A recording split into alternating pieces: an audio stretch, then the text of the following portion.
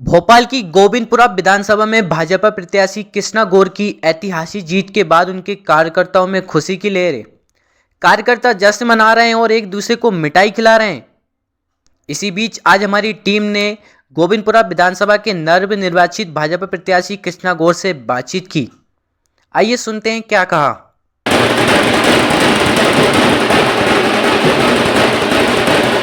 पूरे मध्य प्रदेश में भारतीय जनता पार्टी को प्रचंड बहुमत से विजय प्राप्त हुई है। हमने 163 सीटों पर विजयश्री हासिल की है और मुझे लगता है कि निश्चित रूप से मध्य प्रदेश की जनता का भारतीय जनता पार्टी की विचारधारा और भारतीय जनता पार्टी की जन कल्याणकारी योजनाओं के प्रति जो विश्वास था, हमने जिस प्रकार का सुशासन दिया था, उस पर जनता ने अपनी मोहर एक बार फिर लगाई है। हम 5वीं बार सरकार बनाने जा रहे हैं।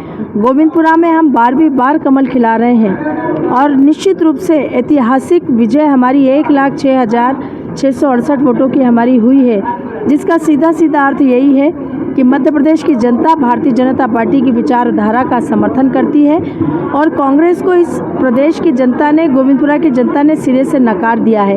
भविष्य में ना कांग्रेस को प्रदेश में और ना ही गोविंदपुरा में अब कभी जगह मिल पाएगी। मैडम, मध्य प्रदेश में जो भारतीय जनता पार्टी में माननीय मुख्यमंत्री जी ने जो लाडली बहन की योजना निकाली, क्या कहीं ना कहीं उसका असर भी देखने को मिला? देखिए, भारतीय जनता पार्टी हमेशा से महिलाओं के विकास के लिए सकारात्मक प्रयास करती आई है। भारतीय जनता पार्टी में महिलाएं अपने आप को जितना सुरक्षित महसूस करती है, उतना किसी अन्य राजनीतिक दल में नहीं करती है।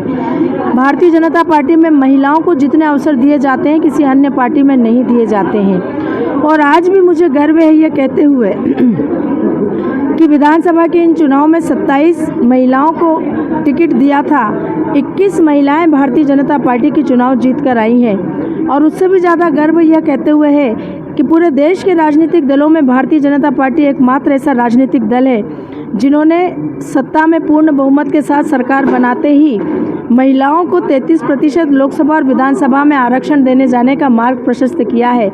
वरना कांग्रेस ने आज़ादी के इन 75 वर्षों में लगातार देश की महिलाओं को गुमराह करने का काम किया, सिर्फ वोट बैंक के रूप में इस्तेमाल करने का काम किया।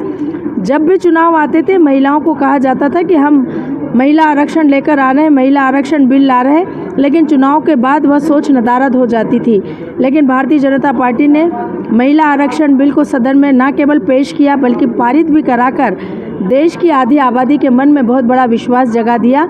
और इसीलिए कहना चाहूँगी कि चाहे देश की हो चाहे प्रदेश की हो, आधी आबादी जो महिलाओं की है, उन महिलाओं का सबसे बड़ा भरोसा अगर किसी राजनीतिक दल पर है तो वो भारतीय जनता पार्टी पर है। और 2023 मध्य प्रदेश विधानसभा के इन चुनाव में वो भरोसा महिलाओं का भारतीय जनता पार्टी के समर्थन के रूप में दिखाई दिया है।